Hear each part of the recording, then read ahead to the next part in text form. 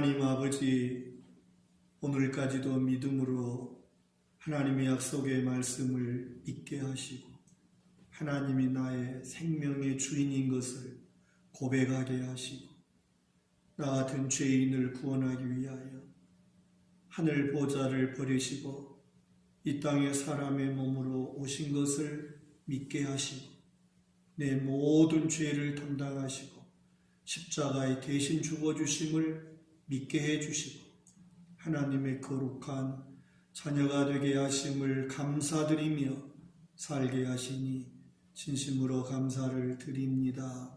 이 믿음이 변치 않게 하여 주시고 더욱 주께로 더 나아가게 하시고 시간이 갈수록 세월이 갈수록 하나님의 구원의 은혜가 더 풍성해지게 하여 주시옵소서.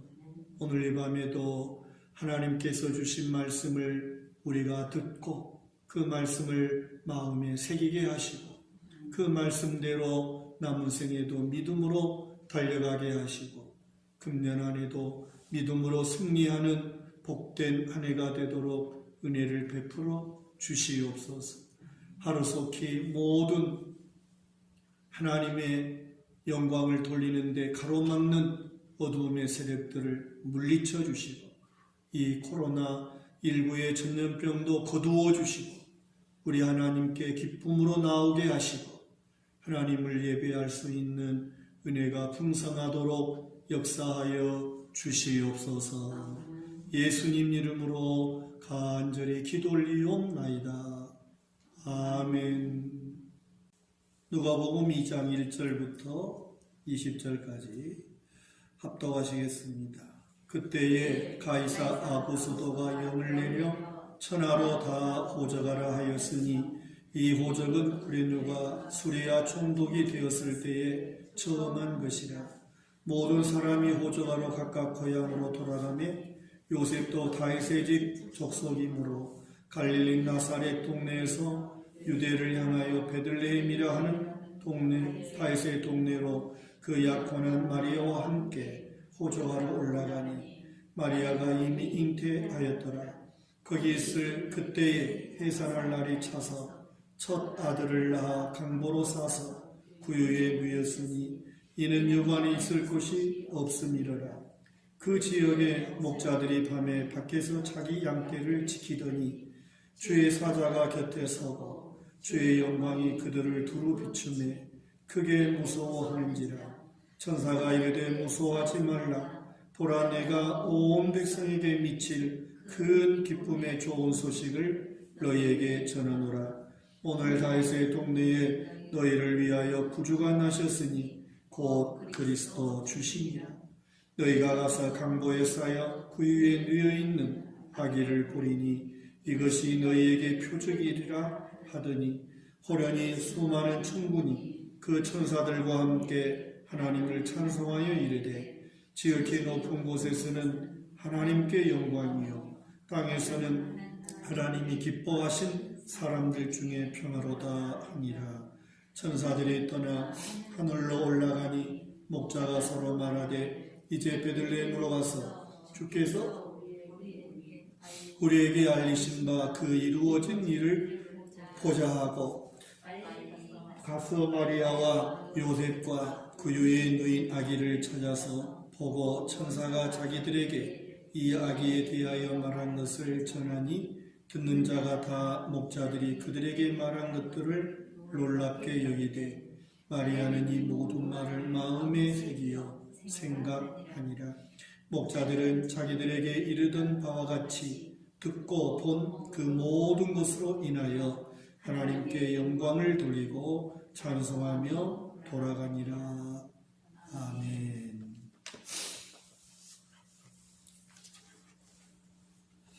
누가복음은 이처럼 예수님의 탄생에 대하여 역사적 사실을 근거로 하여 기록했다고 하는 것을 1장 1절 이하의 말씀에서도 볼 수 있었습니다. 그래서 오늘 예수님의 탄생에 관한 말씀을 이 세계 역사의 관점으로 소개하고 있음을 꼭 기억하셔야 됩니다.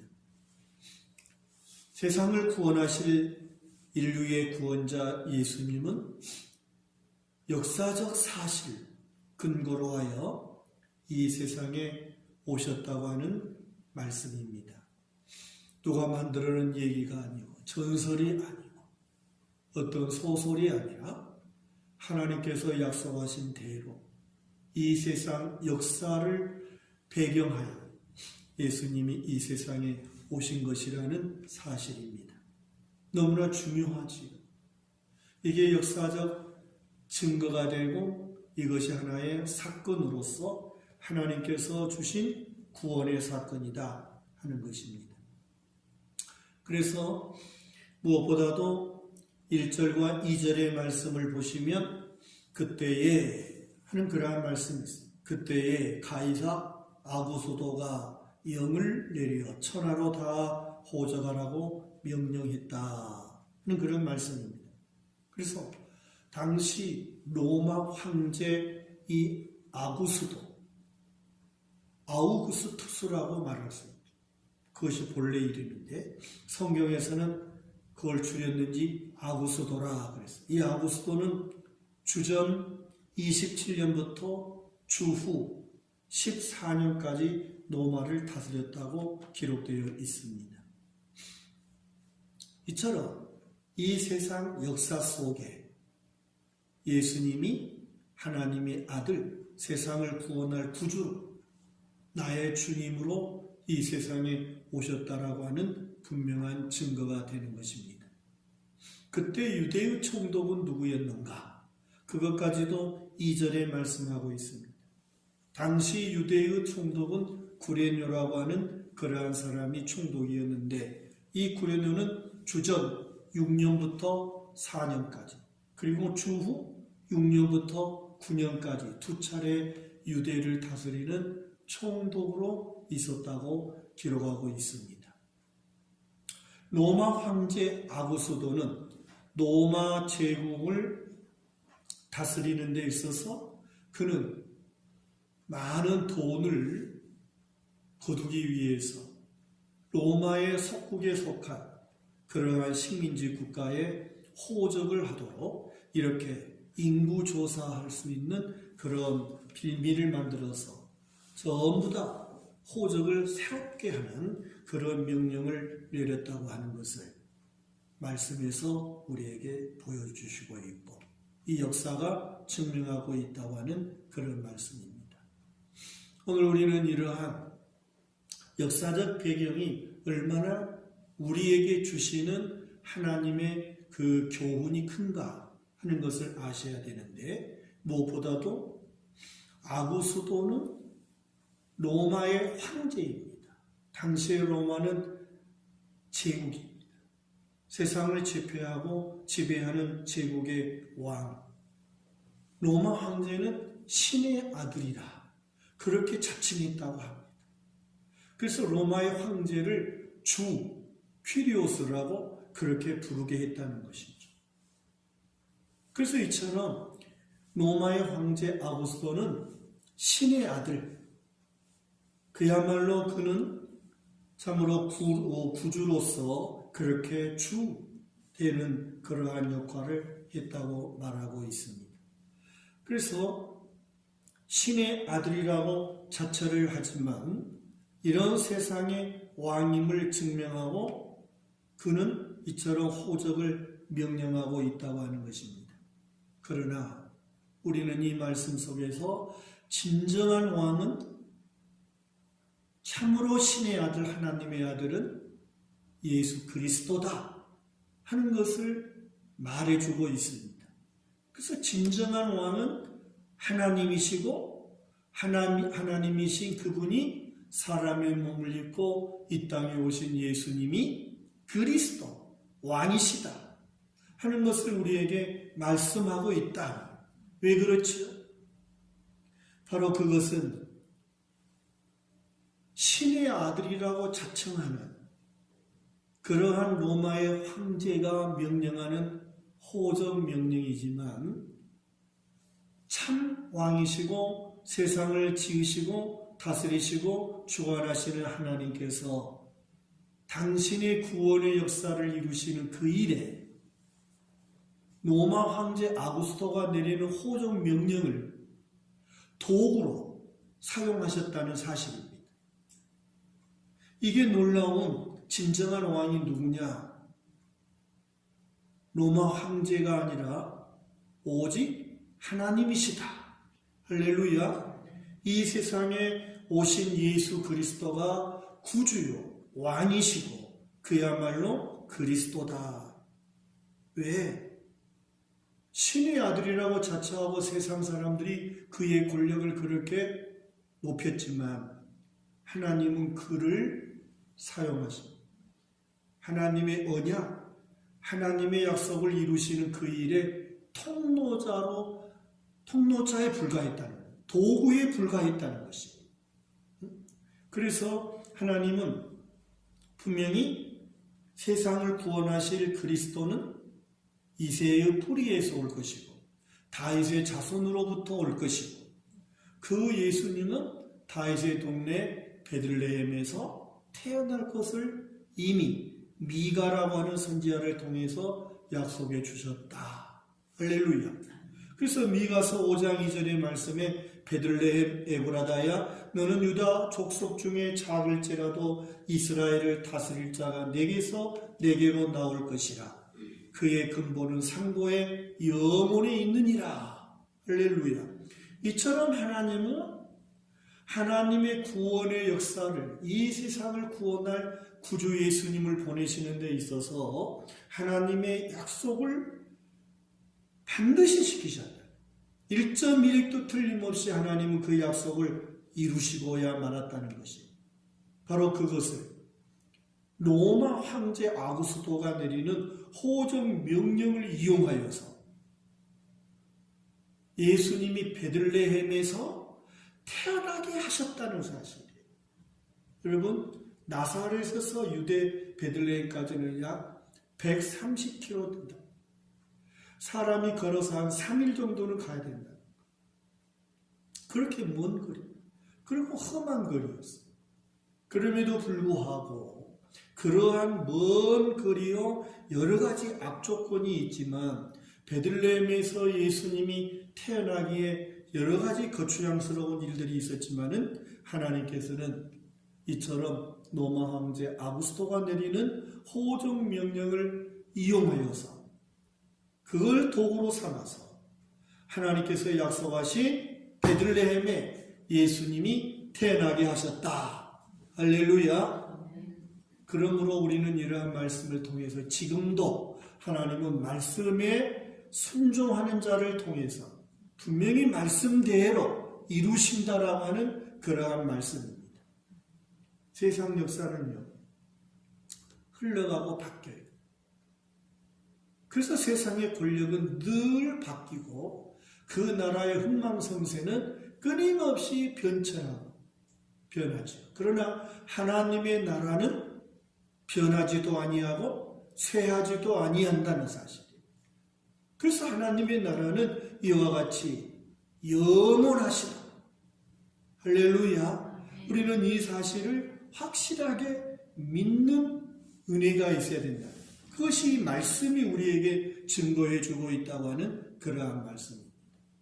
하나님께서 이루시는 구원의 약속, 앞으로도 장차 오실 예수님, 초림 때의 예수님처럼 재림 때의 예수님도 이와 같이 오실 텐데 여러분 그때에 우리 모두가 다 하나님의 말씀대로 순종하고 충성해서 오신 주님을 영접하고 그 예수님을 환영하고 하나님께 영광을 돌리는 그런 우리의 삶이 되어야 된다고 말씀하시고 있다는 것입니다.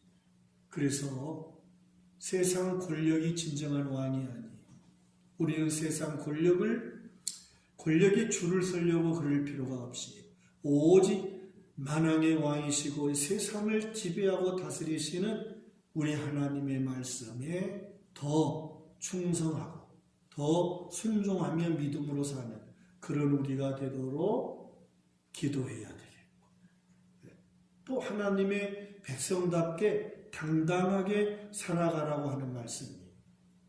세상에 가진 것이 없어도 어떤 권력과 관계가 없다 할지라도 당당하게 믿음으로 살아야 된다. 반드시 하나님은 당신의 나라의 완성을 말씀대로 이루실 것을 믿고, 오늘 우리는 이 로마 황제 아우구스토는 아마 아무것도 모르고 자기의 권력 유지만을 위해서 이처럼 호정명령을 내렸을 거예요.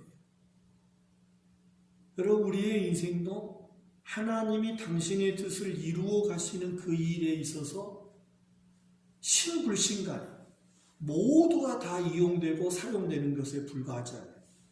그런데 불신자들은 하나님이 이렇게 일하심을 전혀 모르고 살아가는 거예요. 그러나 하나님을 왕으로 경외하고 하나님을 믿는 자들은 하나님의 귀한 도구가 되어서 인생을 살아간다는 사실을 알고 산다. 그건 얼마나 그 차이가 큽니까? 아무것도 모르고 자기의 종욕을 위해서, 자기 출세, 자기의 자랑을 위해서 살아가는 그 사람들과 하나님의 선하신 뜻을 이루는 그 일에 도구로서의 삶을 사는 사람과의 차이가 엄청나다.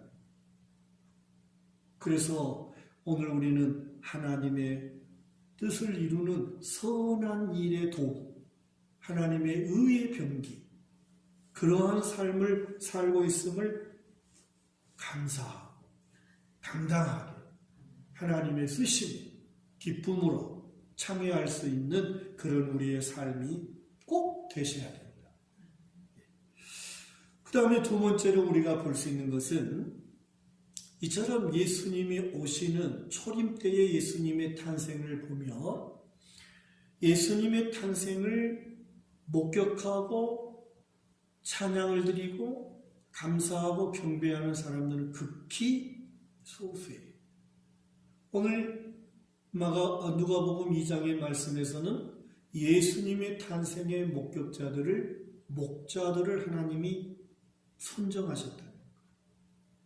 그래서 하나님께서 천사를 보낼 때 이처럼 들에서 양을 지키는 목자들에게 하나님께서 천사를 보내 세상을 구원하실 예수님의 탄생 소식을 전해 주었다라고 하는 그러한 말씀입니다.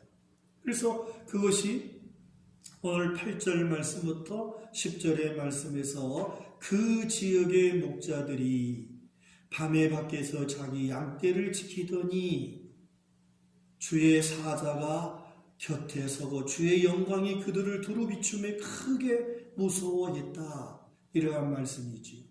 여러분, 놀랍게도 세상을 구원할 예수님의 탄생 소식을 처음 받고 그리고 그 소식을 전하고 예수님께 경배했던 그 첫 번째 사람은 이와 같이 목자들이었다.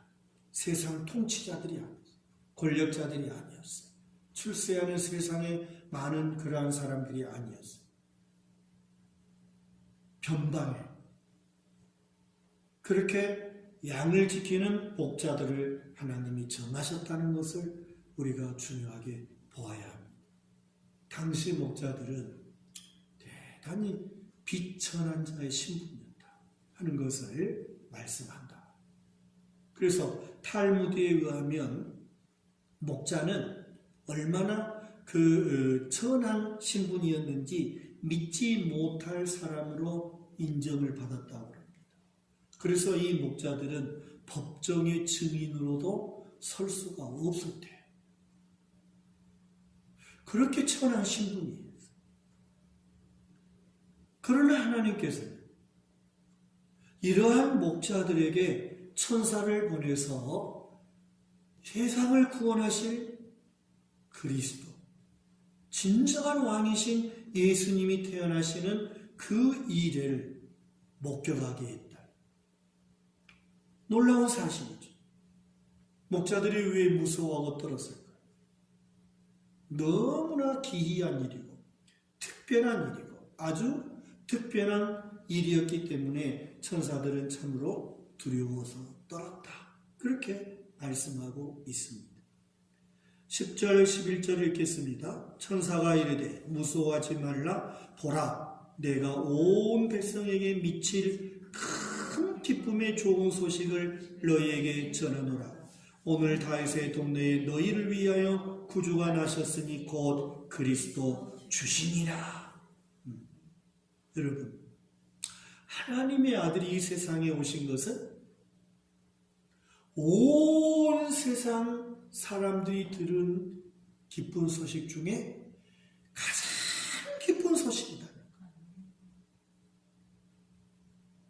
어떤 소식보다도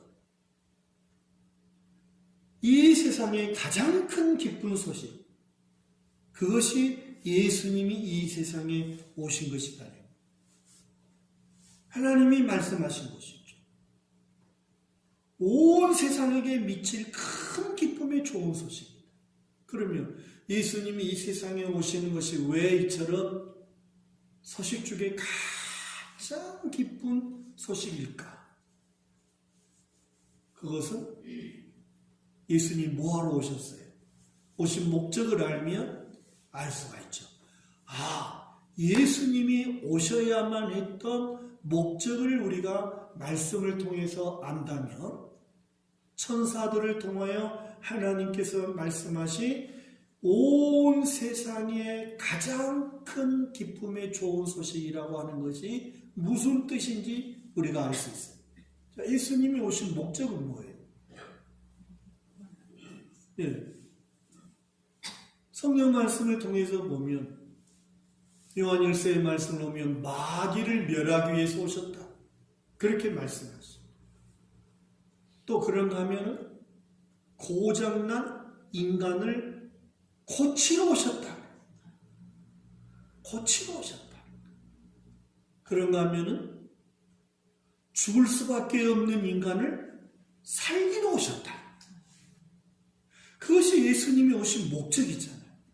왜 예수님을 이 땅에 보내셔야만 했던가? 그것은 세상의 고장난 인간을 고치시고 멸망할 수밖에 없는 죽음의 지배를 받는 인간을 살리시기 위해서 오셨고, 인간을 파멸로 이끌어가고 범죄하게 만드는 어둠의 권세인 마귀 사탄을 멸하기 위해서 오셨다. 그러니 정말 예수님이 이 세상에 태어나신 사건보다 더 기쁜 소식은 없을 것이고 가장 큰 기쁨의 좋은 소식이다. 할렐루야. 이것이 하나님께서 지금 천사를 통하여 목자들에게 전해준 참으로 귀한 말씀입니다. 그런데 당시의 유대 땅에는 이처럼 예수님을 영접할 사람들이 있었다 없었다? 없었다. 예수님이 정말 인간을 고치시고 살리시고 마귀를 멸하기 위해서 오시는 구주 예수님을 영접할 자격을 갖춘 사람이 아무도 없습니다. 그렇기 때문에 베들레헴에 예수님이 이제 태어나기 위해서 그렇게 오셨는데 예수님을 영접한 사람들이 있었다 없었다? 한 사람도 없었다. 한 사람도 없었다. 그렇게 말씀하고 있습니다. 아무도 7절의 말씀에 첫 아들을 낳아 강보로 싸서 구유에 누웠으니 이는 여관에 있을 곳이 없어서 마구간에 구유에 예수님이 오실 수밖에 없었다. 그리고 가장 천한 신분의 사람들이 목자들에게 이렇게 하나님께서 가장 큰 기쁨의 좋은 소식을 들려주셨다 하는 것을 말해주고 있습니다. 오늘날에도 마찬가지고 앞으로도 마찬가지고 하나님께서 인간을 고치시고 인간을 살리고 인간을 파멸로 이끌어가는 마귀 사단을 멸하시는 그 기쁨의 좋은 소식을 계속해서 들려주고 있지만 그 소식을 받아들이지 않고 인정하지 않으면 그 약속, 하나님이 주시고자 하시는 이 약속은 절대 그들의 것이 될 수 없습니다. 하나님의 약속은 영접하는 자, 인정하는 자, 받아들이는 자의 것이 됨을 믿으시기 바랍니다. 여러분, 우리도 그랬어요. 저와 여러분도 하나님의 약속을 믿기 전에는 하나님의 약속 밖에서 죽어야 할 존재, 마귀의 지배를 받아야 할 존재, 고장난 인간으로 살아갈 수밖에 없었던 우리들이에요. 그러나 하나님의 약속을 받아들이니까, 내가 하나님의 약속을 인정하니까 그 약속이 내 것이 된 것을 믿습니까? 거기에 큰 기쁨의 좋은 소식이 진짜 기뻐해야 돼. 여러분, 목자들을 보십시오. 목자들이 경배하고 20절의 말씀 보니까 목자들은 자기들에게 이르던 바와 같이 듣고 본 그 모든 것으로 인하여 하나님께 못했다. 영광을 돌리고 찬송하며 돌아갔다. 얼마나 기뻤을까요? 얼마나 좋았을까요? 그걸 상상해 보세요. 상상해. 가장 천한 신분의 사람들이 하나님께로부터 인정받고 하나님의 거룩한 그 기쁨을 그들이 누리면서 하나님께 영광을 돌리고 기뻐하며 돌아가는 그 발걸음을 생각해 보세요. 이 땅에서 하나님의 약속을 받아들이고 그 약속을 믿는 자들이 세상을 떠나갈 때의 그 모습을 생각해 보세요. 우리는 그걸 생각하며 황홀해요. 정말 기뻐요. 거기에 진정한 평화가 있는 거예요. 그래서 예수님의 나심을 하나님이 말씀하실 때 14절의 말씀에 지극히 높은 곳에서는 하나님께 영광이요. 땅에서는 누구에게 평화라고 그랬어요? 예, 어떤 사람? 하나님이 기뻐하신 사람들이라고 했어요. 여기서 하나님이 기뻐하신 사람들이라고 하는 말은 하나님의 약속을 받아들이는 사람이에요. 그들에게 샬롬이에요. 그들에게 샬롬. 그들에게 평화예요. 그래서 세상 평화는 돈에서 오는 것으로 착각합니다. 세상 평화는 권력자가 만드는 것이고 세상 평화는 힘으로 만드는 것으로 착각을 합니다. 세상 평화, 행복은 절대로 권력자가 권력으로서 만들어낸 게 아니에요.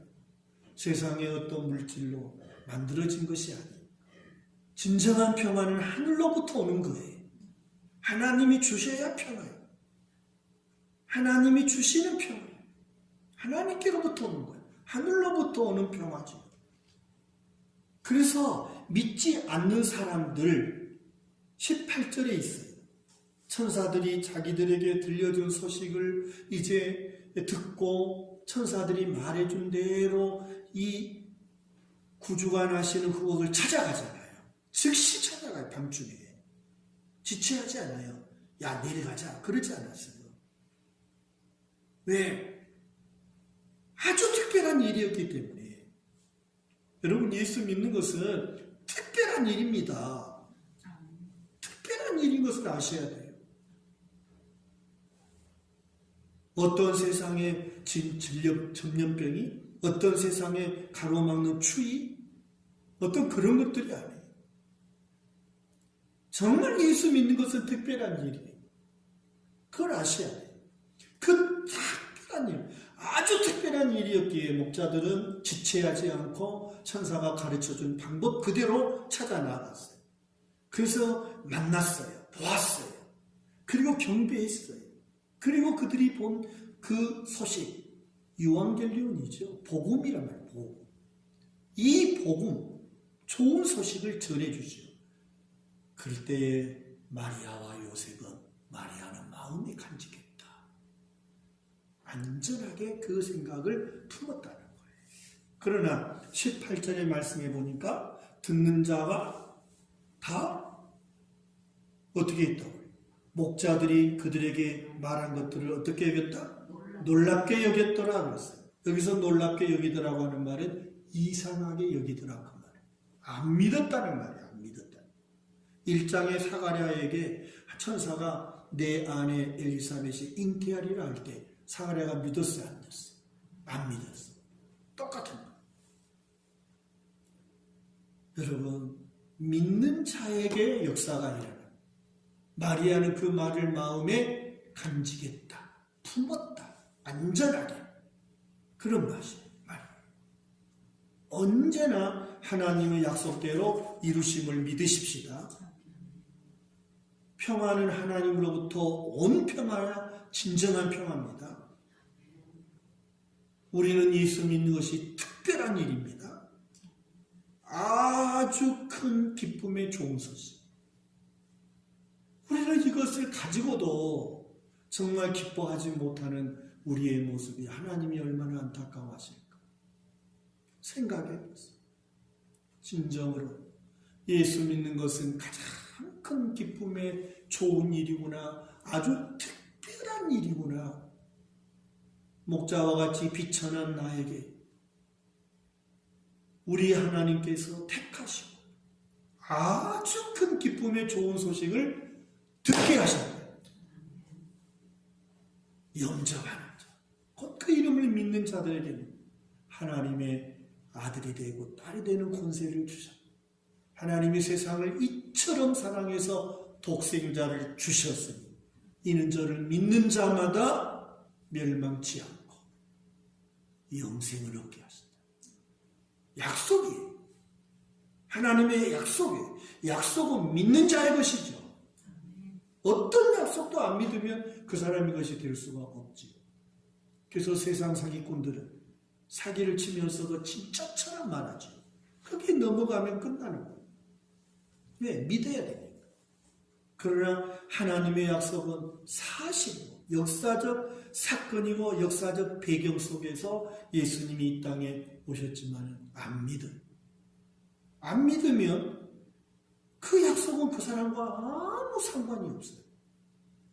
아무 상관이 없어요. 멸망이에요. 저와 여러분, 우리도 과거에 안 믿었을 때는 그 약속은 나와 아무 관계가 없어요.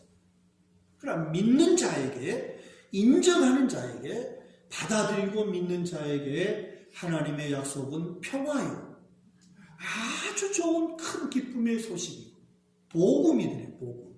생명의 복음. 그래서 참으로 우리가 남은 생애 동안에 하나님의 약속이 이렇게 줘요. 약속은 믿는 자의 것이거든. 어떤 사람도 안 받아들이면 그 약속의 범위 안에 들어올 수가 없어요. 예수님이 왜 오셔야 했는가? 왜 아주 큰 기쁨의 좋은 소식인가? 꼭 생각해 보셔야 돼요. 그래서 그 예수님을 경배하고 돌아간 천사들의 발걸음, 천사들의 모습, 그 목자들의 발걸음, 그 목자들이 얼마나 황홀했을까 생각해 보시면서 늘 우리의 삶이 나를 고치시고 나에게 생명을 주시고 나와 동행하시기 위해 이 땅에 오신 예수님과 함께 계심을 기뻐하고 감사하는 그런 우리의 매일매일 생활이 되셔도 있기를 주님의 이름으로 축복합니다. 찬송하겠습니다. 저들 밭에 찬송하십시다. 123장 가사를 생각하시면서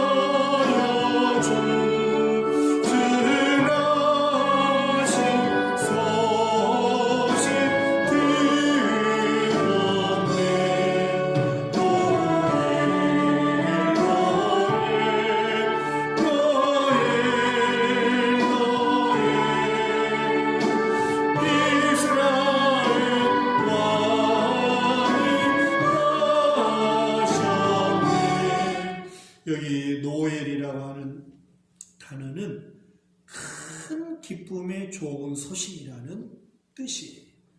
노엘이. 그래서 기쁨의 외침이다. 불어로. 기쁨의 외침이에요. 그래서 성령 오늘 누가복음 2장 10절에 있는 말씀처럼 가장 큰 기쁨의 좋은 소식, 가장 큰 기쁨의 좋은 소식 외치는 그런 의미가 로엘입니다. 로엘. 가사를 생각하시고 부르십니다. 다시 한번.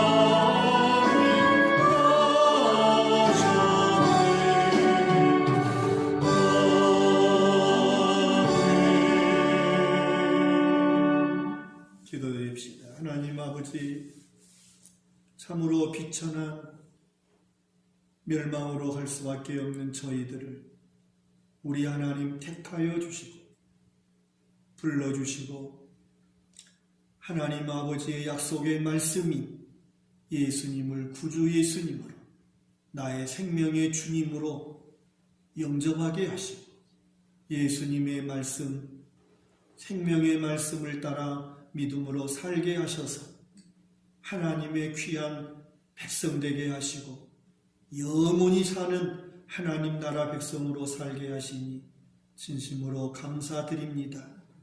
예수 믿는 일은 참으로 귀한 일이요. 아주 특별한 일이요. 하나님께서 주시는 가장 큰 기쁨의 좋은 소식인 것을 깨닫습니다. 하나님의 이 약속을 마음에 품고 기뻐하며 감사하며 찬양하며 믿음으로 사는 남은 생애가 되게 하시고, 하나님 아버지, 우리 주님과 함께 저 천성을 향하여 나아가는 우리의 발걸음이 기쁨의 발걸음 되게 하시고 감격의 인생살이가 되도록 역사하여 주시옵소서.